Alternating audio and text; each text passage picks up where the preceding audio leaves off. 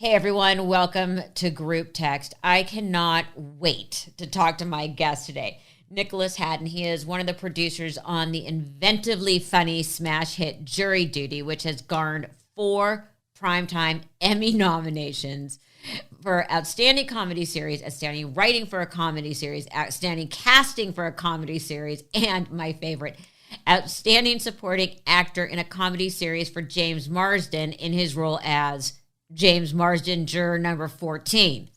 The premise of Jury Duty is simple. We watch a fake trial performed by actors, except for one person on the jury who believes the trial is totally real. So it's part sitcom, part social experiment, part for the production crew anyway, Danger Act, and it is fantastic. Here to take a deep dive into how he pulled off an 8-episode hoax on unsuspecting Ronald Gladden, the adorably sweet, funny man from Southern California, is Nicholas Hatton. Welcome to Group Text. Did I summarize it? Your logline is better than the one that I did. So, yes, you should have actually made the show. That was a perfect summary. Thank you very much. And it's a pleasure to be here chatting with you. I loved the show. Okay, but for people who haven't seen it, explain the premise. The premise is it is a documentary style project in which a camera crew is given unprecedented access to a civil trial in Los Angeles, following proceedings from jury selection all the way through to the final verdict. The twist being one of the jurors is in fact our Truman, and the entire show is about that person. And the task of the show is to take him from the beginning through to the end with hopefully a satisfying conclusion, and that he is none the wiser until we reveal the truth to him in our penultimate episode. That's what Jury Duty is, and we don't think anyone had ever done this before. Anyone actually tried to Truman Show a guy, truthfully, for a long period of time. And that was the challenge. That was the mountain we tried to climb, and we lucked out. Yes, we did. Yes. So, how did you get involved?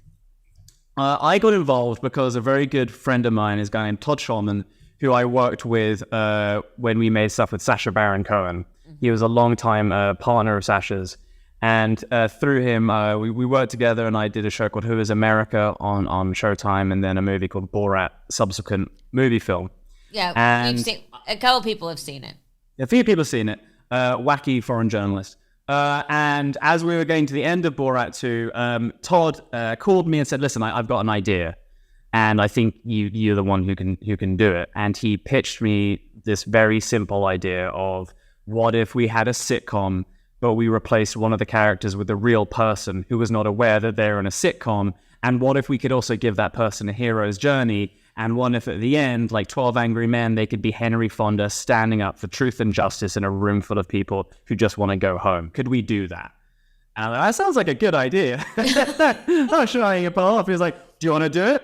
And I said yes, because and truthfully, finishing Borat, doing stuff with real people is really, really hard, because it just adds multitude levels of complexity to everything that you have to do, because you're hiding in plain sight, essentially. And any mistake, any sloppiness can expose the whole game. And the idea of creating such a complicated and choreographed journey for one individual over 3 weeks of their life, and not just for the hours that you're shooting at court, for 24 hours a day, they are in our fake world. The idea of doing that was pretty scary and possibly stupid. But I also thought, I really did love the fact that, that the idea was always to make this person have a memorable experience that they could be proud of, and be proud of what they did as a part of it. And that to me was really, that was admirable. And if we could pull that off and everyone could feel good about this experience, both people who've watched it and the guy who's actually going through it, then that would be worthwhile entertainment, I guess. And here we are now. Okay, I have a tendency to over-intellectualize things, but I think you just beat me.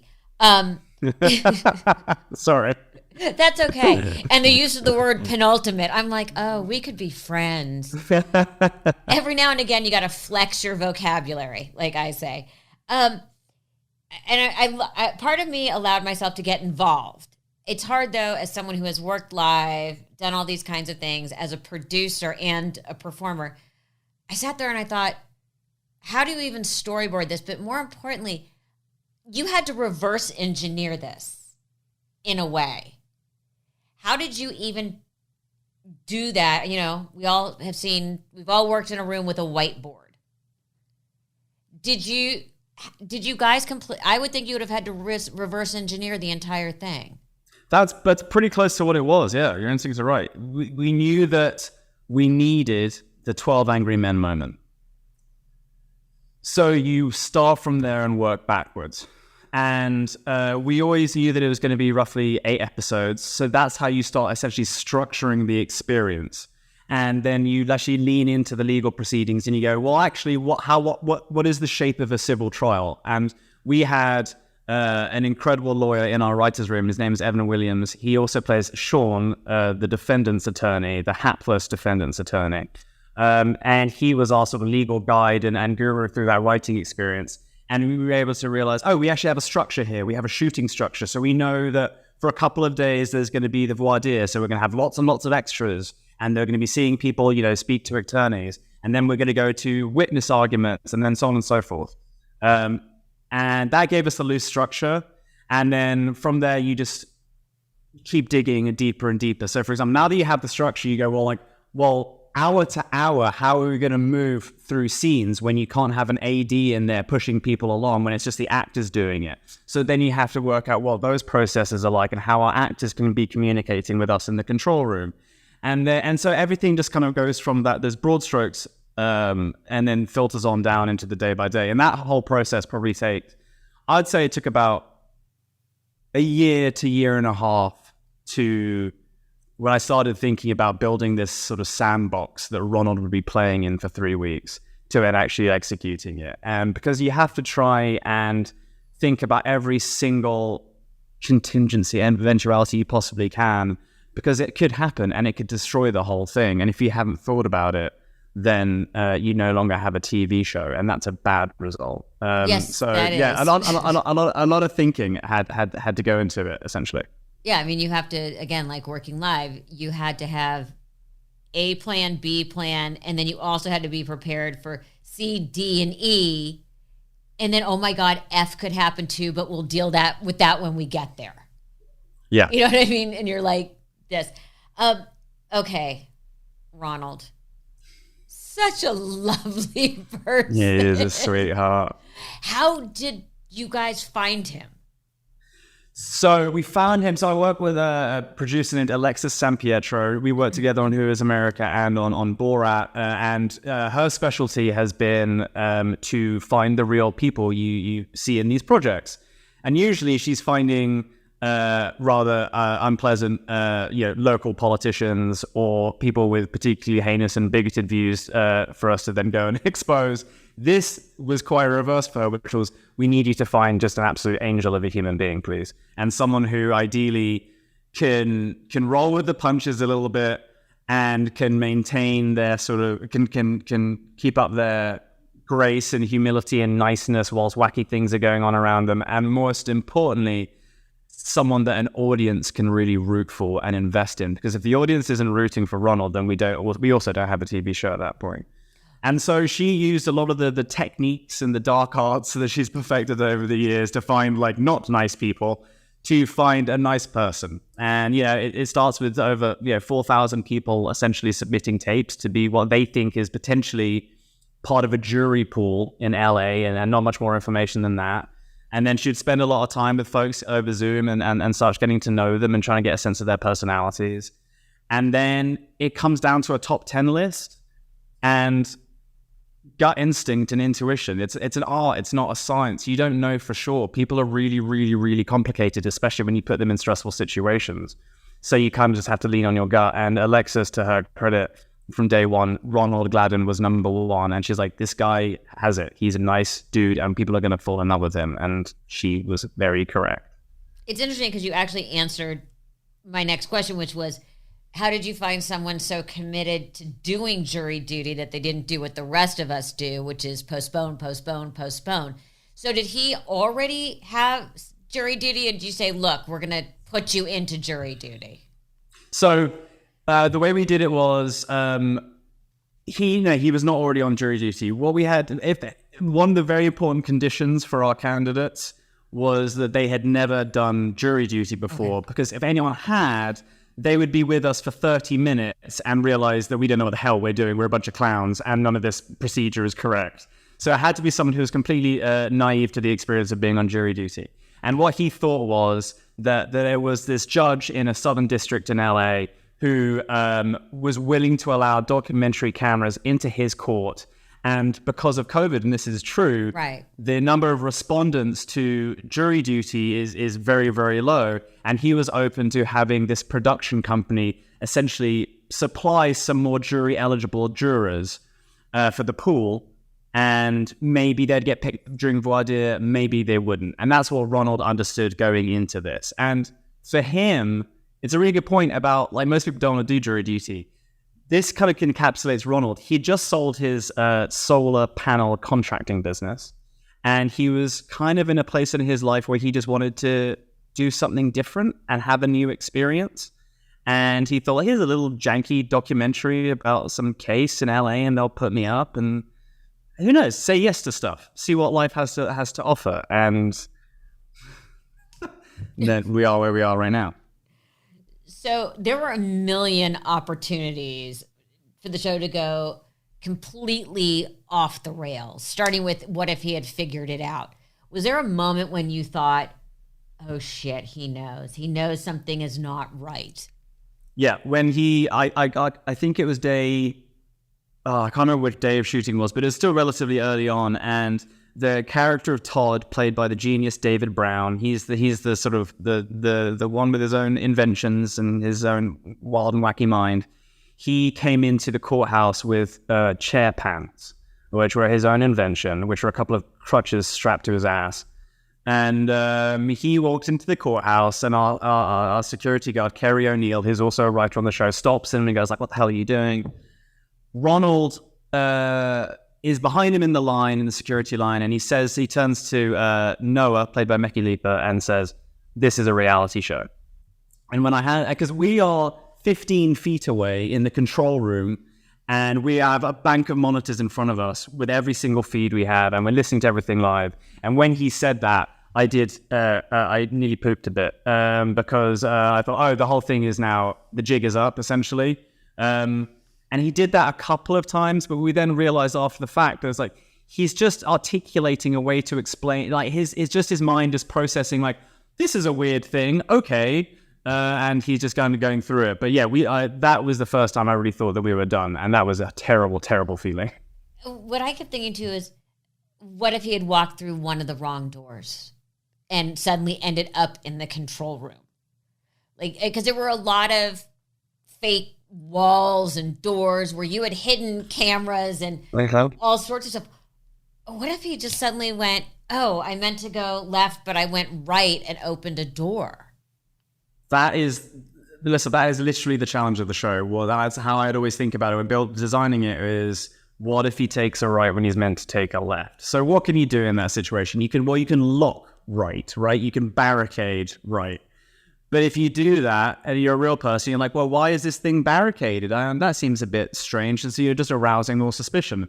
So you have to put these sort of subliminal controls around him so that he doesn't ever figure that kind of stuff out. And honestly, it was just a lot of really robust thinking by a lot of the crew. And we would walk through his world and do that kind of stuff and be like, well, what would stop me from going up those stairs? And you go like, well, maybe if we let them know that actually only core employees can go up there, so we should have a sign, we should have someone posted there. Well, this door we just never open. The rule is this door never, ever, ever opens.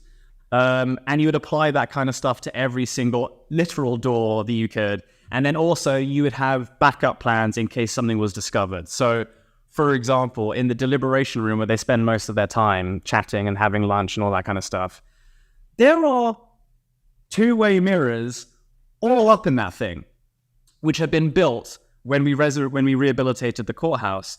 And when you walked in there the first time, you're like, these are very cool. Like, they match the paint, they match the finish. The production design team are absolutely incredible. But there was a thing of, but they are still massive mirrors in a room. That's still a strange thing. So it's like, well, why would this exist? You go, for closed court cases, if there is someone who is a protected witness, or there's something sensitive going on, like they might be a minor, or there might be something to do with organized crime, all those kind of things, you can maybe then put them in. And so you can't start creating these realities in case anything goes wrong. And that's something which our then field producers who are handling Ronald can go and be like, oh yeah, I think they used it for like mafia cases back in the day. And that's what, so this is the kind of stuff that we would apply to basically every single thing that you see on screen had some sort of narrative behind it that we could use in case everything went wrong. It just popped in my head that just shows you, again, how sweet Ronald is, because he would never think, like, he doesn't have a devious mind to go, like, you know, what is happening, you know, right? And maybe it's just the business we come out of. The rest of us would be going, I know something's there. This must have been a script supervisor's and a continuity supervisor's worst nightmare. It was not easy for that. Very, very, almost an impossible job, actually. And you kind of just have to write it out. You may or may not notice as you watch the show that there are some costume things which don't completely match up. Was because we didn't. What we see in the final episodes is not exactly in order for comedic effect or what have you. So maybe Noah has a tie on one thing and doesn't in others. And we got really, really, during the editing process, we got very nervous about that. I was like, it's going to pull people completely out of the show. They're going to be, the magic will be undone. And then we realized when we started testing, it's like, no one gives a crap. No one cares. As long as they're invested in the characters and they're invested in the premise, they just want to be entertained and enjoy the whole thing. And that ended up being correct. The cast is fantastic. Amazing. The cast is fantastic. All basically unknowns, although at the top of their improv game. How did you find these people? And they're all, by the way, they all are brilliant, and this is something for their reels. They should all be getting offers once we all go back to work. Yes, from your mouth to God's ears. They did incredible work. Susie Farris was our amazing casting director, and we didn't give her a lot to work with, to be honest with you. We were like, find us some jurors, and here are some very rough kind of like archetypes of what we're looking for, but we want it to be a complete cross-section of society. We want a lot of different people represented in there, like they would be if they were going to court. And we did something kind of fun, which is we did this for our callback. We hired out a focus group facility in Westwood, and we invited real people to come and take part in our focus group. And we also invited our auditioning actors on callbacks, and we told them, when you set foot in the building, there will be no one to come greet you. You will have no instructions. You just have to create a character for yourself. Here's a couple of games we would like you to try and play, improv games if you can. We will not tell you who is real. We will not tell you who the other actors are, but come in with us for an hour and enjoy the experience. And through that, they love it. That's the lifeblood of the work. When you ask people what's your favorite part of the process, that's usually it. Absolutely. And so, but the thing for us is like, hey, at least we're doing something which they've not done before, and it's not the usual thing. It's like, and so what you find in those instances is that people who would send in tapes can be obviously unbelievably funny, hilarious, talented people. When you put them in a situation around real people, and they are, again, hiding in plain sight, and there is a game that you are playing that person absolutely cannot discover, some folks would really retreat within themselves, and they wouldn't go for a joke. They wouldn't take any risks. And so ultimately, they don't really give you anything. And then other folks who would really, really push it and really, really go for it, and then you'd start getting side eyes from the real people around the room being like, what is happening? Are we in the middle of a bit here? And so that process really allowed us to find people who were able to shine and find that middle ground, essentially. And that was a hell of a lot of fun. And I'll say this, James has been rightly recognized for how incredible his work is. He's a genius in it, and he's a lovely human being. Like, I hope he gets every single award possible. It truly is an ensemble. And the whole cast as a whole are what made this thing possible. And I really hope, I know that certain awards like SAG and stuff, they actually have ensemble categories. And I'm really crossing my fingers for them, because it feels like that category was invented for our cast on this show. The cast is brilliant. But I want to touch on James for a second. I mean, who knew him? And then how do you explain to his agent, we want James Marsden to play James Marsden, alternate juror number 14, asshole actor. Like, I mean, it's a big ask. It's a big ask. Did someone know him? Yeah. So Dave Bernard, one of the other producers, he had a long-standing personal relationship with James. They'd also worked together on some pretty cool projects. And we always knew there was going to be a celebrity in the role that was written into the scripts, but we didn't know exactly who that person would be. And Dave knew James. They were having dinner. It was like, what do we think about James for this? And we were like, well, yeah, he's a movie star. He's freaking fantastic in everything he does, and he's funny. We'd seen the D Train and things like that. We knew he could be a really funny guy. And I think the conversation went pretty well, because James just likes to try new stuff and likes to challenge himself. And he doesn't have airs and graces. He's not a particularly pretentious guy. He doesn't have a lot of those Hollywood trappings. And there's an opportunity to do something which no one had ever done before. And he could just go nuts and just find it himself. And he also didn't come from an improv background. He's not one of those improv kids. And this was a chance for him to try something and flex some muscles that he wasn't, he wanted to test out. And he really dove into it head first. It was an easier sell than you'd actually think. Easier sell to him, but not to the agent. Yeah, quite. But I'm shocked to find out he didn't have an improv background. And not formally. And he encapsulates everything we all hate about actors in it. Whose idea was it to call the paparazzi? Because that was genius. Who came up with the idea of having him pretend to call paparazzi? It was a workshopped effort from the writers' room. We had a 10-week writer room on this show. The show is written, and as much as it can be. As much as it can be. It's kind of shocking how many key storylines, character elements were devised in that room, and you end up seeing on screen. And the paparazzi, we knew we had to your point earlier about working backwards, we knew we had to get to sequestration. Sequestration was so important in the production process, because we had to take Ronald's phone away from him. We had to take away his ability to access real-time information because of the fakery of everything around him, right? He couldn't be Googling the factory, because he would realize that factory isn't what the factory actually is, or what have you.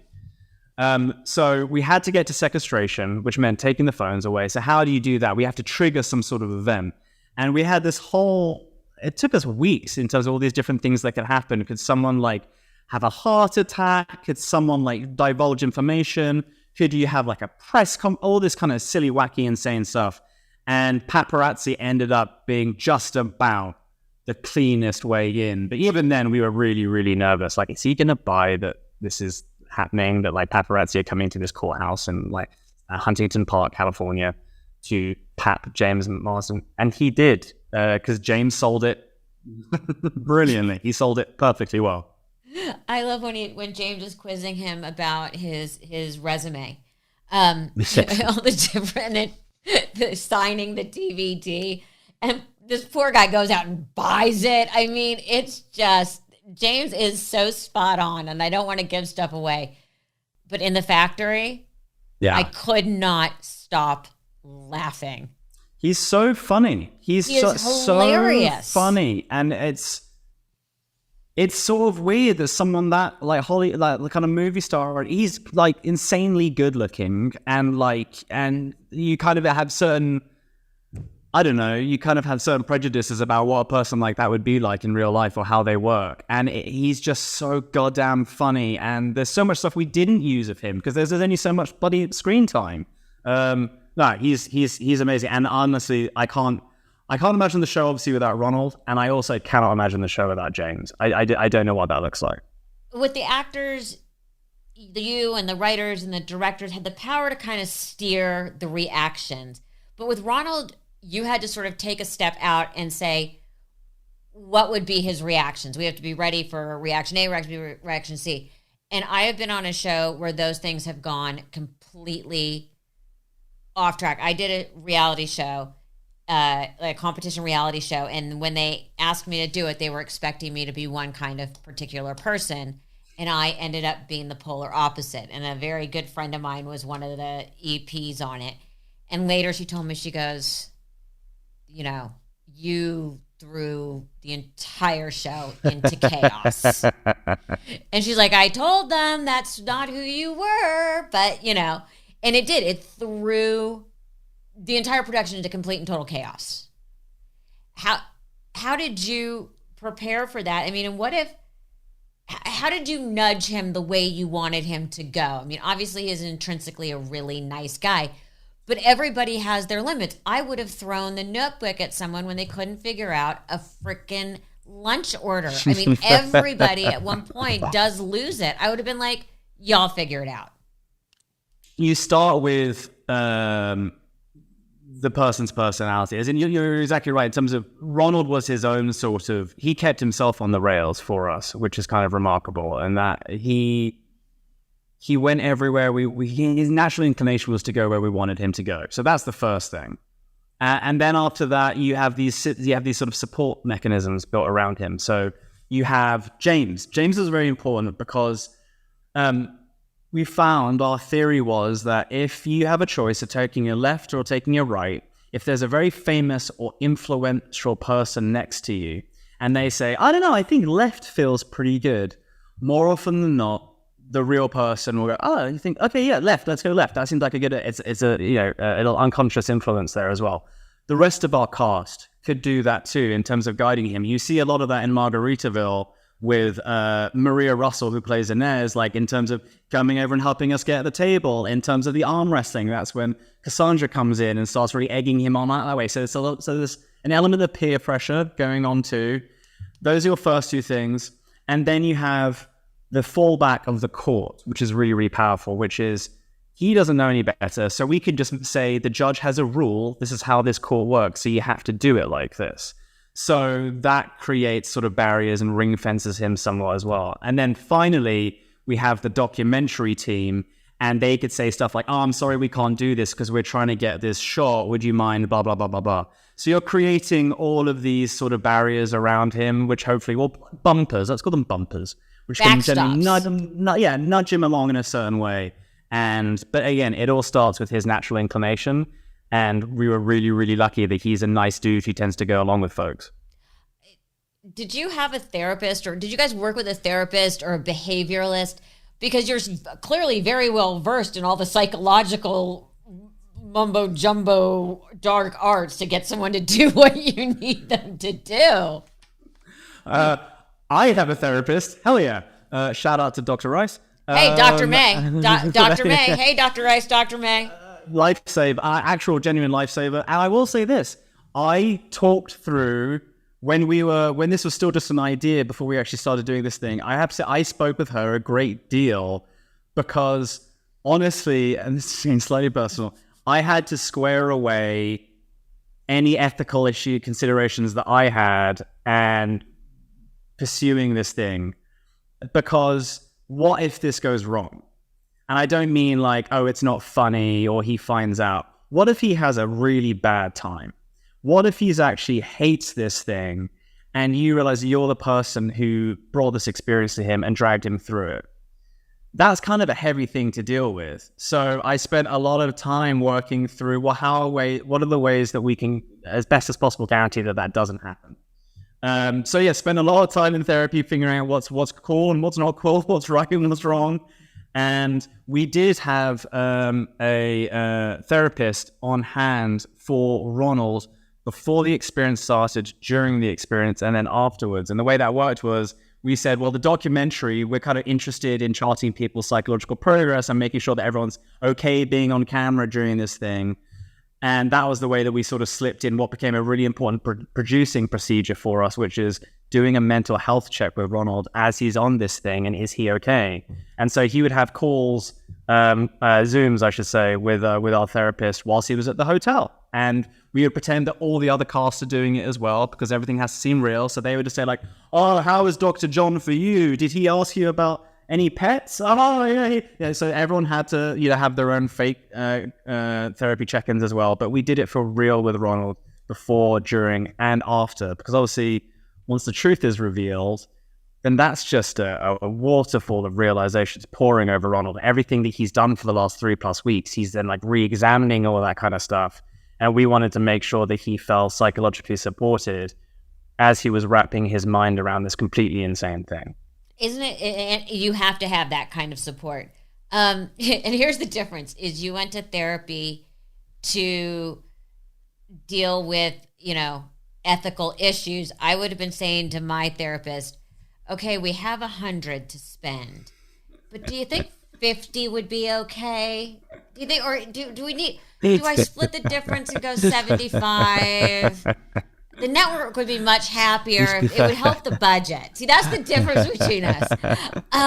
He could have lost his ship, but I would think $100,000 probably eased the pain. Yes. The actors were all sequestered. We're just the ones who were supposed to be staying at the same hotel with Ronald sequestered or living in the hotel, and the other guys got to go home. By the way, love how you figured that out with James. With the fake, I can pay for my own bailiff to be in the house. Yeah, that was exactly correct. So in essentially the younger cast really ended up being the ones who stayed in the hotel, because actually, frankly, they aren't necessarily children at home, or they're of an age where they can probably put up with that stuff a little bit more. And also, they're a bunch of psychos who are just really into it. Like, they just loved it. They're a bunch of freaks. But the rest of our cast would stay in the other hotel, and we had to devise a plan, which is like every day court finishes and there are 2 minivans waiting, and we'd see, I would go court hotel A, hotel B, one would go back, the Ronald van would go to the hotel, and those actors we would not see again until the next morning when they come up in character. And then all the other van circles the block, comes back to the courthouse, we assemble all our cast and remaining crew in the courtroom, and we talk about the day. And we say, what did we achieve? What are the story beats we hit? What unexpected things happened that we need to keep track of? What is now real information that exists in this world that is now part of like the canon, what we can't lose? How do we achieve what we need to achieve tomorrow? All that kind of stuff. And that was the fun of it is a really collaborative process, because we really gave everyone a chance to talk during those things and give us their feedback, because it was very fluid. No one had ever done it before. So people would have really legitimate considerations about how we were doing things, how we were treating Ronald, how we were going to capture stuff. And we all kind of figured it out together. It was a very cool collaborative process in that way. The way you guys all stayed so light on your feet, as I like to say, was brilliant. I know there's one moment where someone says someone else's bag and uses the person's real name. But I mean, that's the fun of it, is having to stay that light on your feet. Do you think this would end? I mean, also, by the way, brilliant how you worked COVID in, because if things weren't ready or you had to rehearse, say, oh, the COVID tests aren't back yet. That was probably my favorite devious thing that I've ever done, was using this terribly traumatic global pandemic to allow us to rehearse. Hey, you got to do what you got to do. Do you think there would be any other scenarios where this would work? Or, I mean, this really has to be a one-off. Well, I mean, doing it as jury with the success of this, you're not going to be able to pull it off another jury. I think that would be a challenge, practically speaking, but also I feel like this show is a bit of a magic trick, which people really enjoyed. Yeah. And it felt like one whole complete magic trick over 8 episodes, and it felt people left it feeling like they've experienced this whole thing in its entirety. It feels like one story. Doing it again, it's kind of like doing, if you did it in a courthouse again, it feels like, oh, you're just doing the same magic trick, but we're just changing the color of the cloth or something. Right. So you probably wouldn't want to necessarily do that again, but who knows? The world is full of possibilities, and I know that there's going to be, I guarantee there's going to be a lot of TV shows on the air in 2025, which will have a real guy in the middle of some shenanigans-y situation. And good luck to them. Because I think my word of warning is you've really got to care. You've got to give a shit about your real person. Because if you don't, then you could have a really not great experience on your hands. So I know there's going to be a wave of these things. We were the first ones to do it. I feel very honored and lucky to have done that. And I know there's going to be a bunch of folks who do. It's jury duty, and good luck to them. But I hope they care. Is all I have to say about that. Because again, you're taking someone's literal life into your hands for this period of time. Anything that happens to them over these weeks, it's on you. So you better make it worthwhile and have thought it through.